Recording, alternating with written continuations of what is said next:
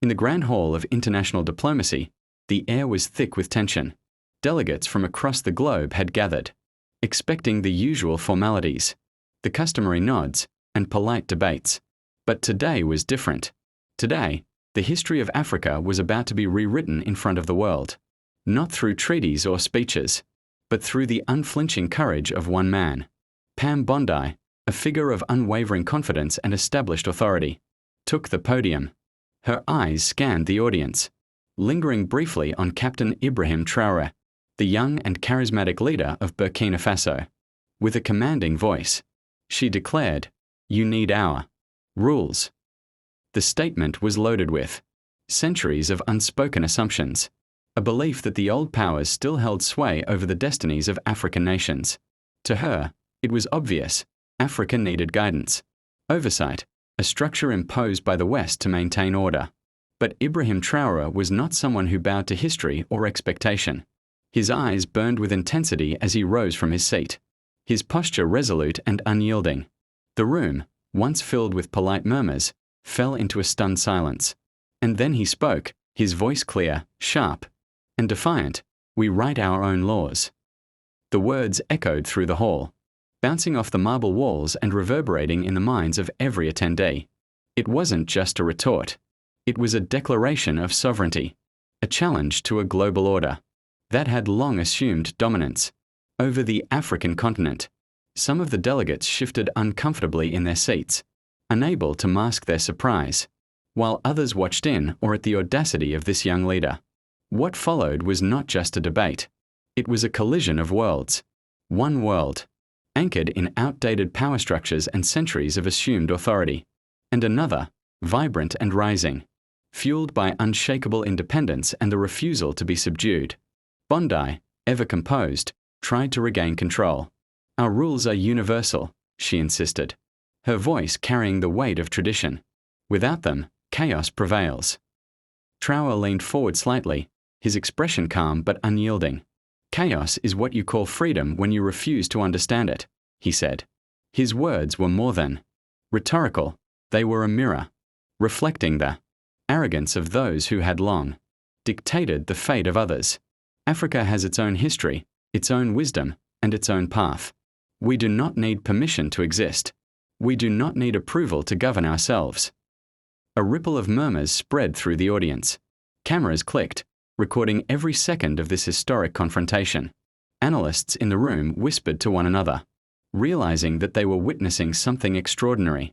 A leader standing not only for his nation but for the continent's dignity, challenging a narrative that had persisted for generations.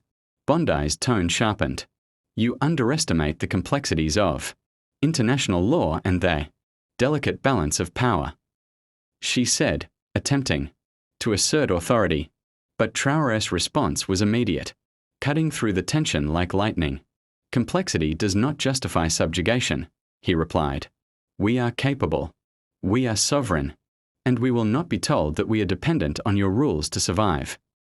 The room felt the weight of history in that moment. It was a confrontation not just between two individuals, but between two eras, the lingering shadow of colonialism and the undeniable emergence of an independent Africa. Traoré spoke of the rivers, the mountains, the deserts, and the cities of his homeland, of nations that had survived centuries of exploitation, and of peoples who had thrived despite being underestimated by the world. Our ancestors did not fight to be told how to live by distant powers. We carry their legacy in our hearts, and we will honor it by governing ourselves with integrity and strength, he said, his voice rising with passion. Bondi paused, measuring the force of the words before her. For the first time, the aura of unassailable authority that she had carried into the room seemed to waver. Traoré's gaze did not falter. It was steady, resolute, unflinching. It was the gaze of a man who understood that leadership was not about compliance but about courage, about standing for one's people even when the world doubted you. As the debate continued, it became evident that this moment would not fade into the usual diplomatic record.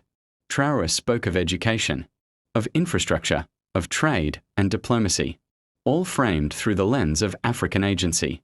He recounted stories of communities that had risen through self-reliance and innovation, of leaders who had dared to defy expectation and create solutions for themselves. Each word was a testament to the capability and determination of the continent. Observers began to realize that this confrontation was not merely symbolic. It was a turning point. Africa was no longer a passive subject of discussion in international halls. It was an active voice demanding respect.